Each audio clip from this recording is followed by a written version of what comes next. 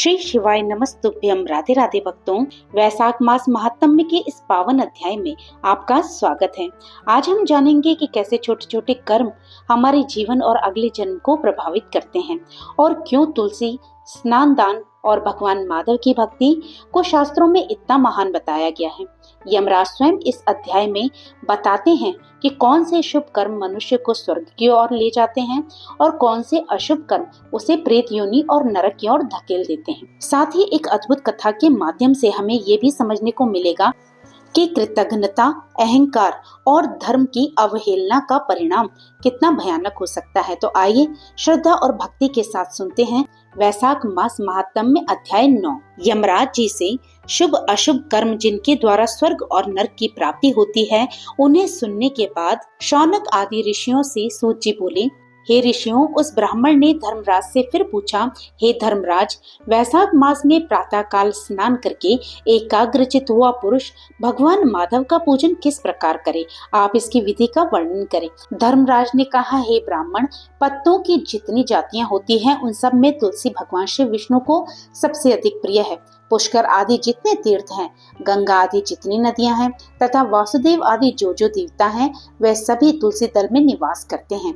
इसलिए तुलसी सर्वदा और सब समय भगवान श्री विष्णु को प्रिय है। कमल और मालती का फूल छोड़कर तुलसी का पत्ता ग्रहण करें और उसके द्वारा भक्ति पूर्वक श्री माधव की पूजा करें। उसके पुण्य फल का पूरा वर्णन करने में कोई भी समर्थ नहीं है। जो बिना स्नान किए ही देव कार्य या पितृ कार्य के लिए तुलसी का पत्ता तोड़ते हैं, उनके सारे कर्म निष्फल हो जाते हैं तथा वो पंचगव्य पान करने से ही शुद्ध होते हैं। जैसे हरण बहुत सारे रोगों को तत्काल हर लेती है, उसी प्रकार तुलसी दरिद्रता, दुख भोग आदि से संबंध रखने वाले पापों को भी शीघ्र ही दूर कर देती है। तुलसी काले रंग के पत्तों वाली हो या हरे रंग की, उसके द्वारा श्री मधुसूदन का पूजन करने से प्रत्येक मनुष्य, विशेषतया भगवान का भक्त, नर से नारायण हो जाता है। जो पूरे वैशाख मास में तीनों संध्याओं के समय तुलसी दल से मधुहंता श्री हरि का पूजन करता है, उसका पुनः इस संसार में जन्म नहीं होता। फूल और पत्तों के न मिलने पर अन्न आदि के द्वारा, धान, गेहूं, चावल अथवा जौ के द्वारा भी सदा श्री हरि का पूजन करें। तत्पश्चात सर्वदेव में भगवान विष्णु की प्रदक्षिणा करें। इसके बाद देवताओं, मनुष्यों, पितरों तथा चराचर जगत का तर्पण करना चाहिए। पीपल को जल देने से दरिद्रता, दुस्वप्न, दुश्चिंता तथा संपूर्ण दुख नष्ट हो जाते हैं। जो बुद्धिमान पीपल के पेड़ की पूजा करता है, उसने अपने पितरों को तृप्त कर दिया, भगवान विष्णु की आराधना कर ली तथा संपूर्ण ग्रहों का भी पूजन कर लिया। अष्टांग योग का साधन, स्नान करके पीपल के वृक्ष का सींचन तथा गोविंद का पूजन करने से मनुष्य कभी दुर्गति को प्राप्त नहीं होता। जो सब कुछ करने में असमर्थ हो, वो स्त्री या पुरुष यदि पूर्वोक्त नियम से युक्त होकर वैशाख की त्रयोदशी, चतुर्दशी और पूर्णिमा के अंतिम 3 दिन भक्ति से विधि पूर्वक प्रातः स्नान करे, तो सब पातकों से मुक्त होकर अक्षय स्वर्ग के वासी बनते हैं। जो वैशाख मास में प्रसन्नता के साथ भक्ति पूर्वक ब्राह्मणों को भोजन कराते हैं तथा 3 रात तक प्रातः काल एक बार भी स्नान करके संयम और शौच का पालन करते हुए श्वेत या काले तिलों को मधु में मिलाकर 12 ब्राह्मणों को दान देते हैं, उन्हीं के द्वारा स्वस्ति वाचन करवाते हैं तथा मुझ पर धर्मराज प्रसन्न हो, इस उद्देश्य से देवता और पितरों का तर्पण करते हैं, उनके जीवन भर के किए हुए पाप तत्काल नष्ट हो जाते हैं। जो वैशाख की पूर्णिमा को मणिक मतलब मटका, जल के घड़े, पकवान तथा स्वर्ण में दक्षिणा दान करते हैं, उन्हें अश्वमेघ यज्ञ का फल मिलता है। इतनी कथा कहकर सूत जी कुछ रुके और फिर पुनः बोले। इसके बाद यमराज ने ब्राह्मण को इस विषय में एक प्राचीन इतिहास कहा, जिसमें एक ब्राह्मण का घने वन के भीतर प्रेतों के साथ संवाद हुआ था। मध्य प्रदेश में एक धन शर्मा नामक ब्राह्मण रहता था। उसमें पाप का लेश मात्र भी नहीं था। एक दिन वो कुशा आदि लेने वन में गया। वहां उसने एक अद्भुत बात देखी। उसे 3 महाप्रेत दिखाई दिए जो बड़े ही दुष्ट और भयंकर थे। ब्राह्मण धन शर्मा उन्हें देखकर डर गया। उन प्रेतों के केश ऊपर को उठे हुए थे, लाल लाल आंखें, काले काले दांत और सूखा हुआ उनका पेट था। धन शर्मा उनसे पूछने लगे कि तुम कौन हो?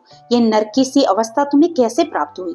मैं भय से आतुर हूँ और दुखी हूँ, दया का पात्र हूँ, मेरी रक्षा करो। मैं भगवान विष्णु का दास हूँ, मेरी रक्षा करने से भगवान तुम लोगों का भी कल्याण करेंगे।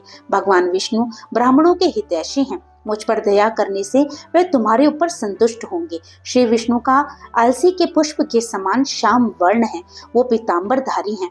उनका नाम श्रवण करने मात्र से सब पापों का क्षय हो जाता है। भगवान आदि और अंत से रहित, शंख चक्र और गदा धारण करने वाले, अविनाशी, कमल के समान नेत्रों वाले तथा प्रेतों को मोक्ष प्रदान करने वाले हैं। इसके बाद यमराज बोले, हे ब्राह्मण, भगवान विष्णु का नाम सुनने मात्र से ही वो पिशाच संतुष्ट हो गए। उनका भाव पवित्र हो गया। वह दया और उदारता के वशीभूत हो गए। ब्राह्मण के कहे हुए वचन से उन्हें बड़ी प्रसन्नता हुई और उनसे पूछने पर प्रेत इस प्रकार बोले, हे विप्र, तुम्हारे दर्शन मात्र से तथा भगवान श्री हरि का नाम सुनने से हम इस समय दूसरे ही भाव को प्राप्त हो गए हैं। हमारा भाव बदल गया है, हम दयालु हो गए हैं। वैष्णव पुरुषों का समागम निश्चय ही पापों को दूर भगाता है, कल्याण से सहयोग कराता है तथा शीघ्र ही यश का विस्तार करता है। अब हम लोगों का परिचय सुनो। ये पहला कृतघ्न नाम का प्रेत है, इस दूसरे का नाम विद्वेत है तथा तीसरा मैं हूँ, मेरा नाम अवैसाख है। मैं तीनों में अधिक पापी हूँ। इस प्रथम पापी ने सदा ही कृतघ्नता की, इसके इसी कर्म के अनुसार ही इसका नाम कृतघ्न पड़ा। हे ब्राह्मण, पूर्व जन्म में ये सुदास नामक एक द्रोही मनुष्य था।